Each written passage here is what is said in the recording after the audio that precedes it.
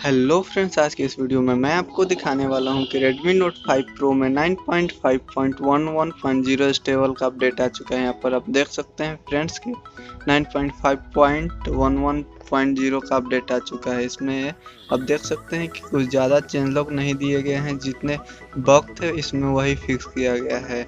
इसमें बग को फिक्स किया गया है फ्रेंड्स, फिर भी आपको इसमें बहुत सारे बग इसमें आपको दिखने को मिल जाएंगे। जैसा कि इसमें आपको डुअल व्यूएलिटी वर्क नहीं कर रहा है फ्रेंड्स, और कैमरे में भी कुछ बग है फ्रेंड्स।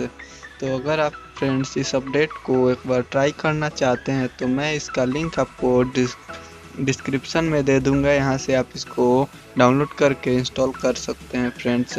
मैं बोलूँगा तो आप इस रोम को इंस्टॉल नहीं कीजिएगा फ्रेंड्स, क्योंकि यह इसमें बहुत सारे आपको बग्स मिल जाएंगे फ्रेंड्स। आप जिस रोम पर हैं उसी पे आप रहें तो बेहतर होगा। अगर आपने हमारे चैनल को अभी तक सब्सक्राइब नहीं किया है तो जल्द से सब्सक्राइब कर लीजिए और बेल आइकन को भी प्रेस कर दीजिए फ्रेंड्स।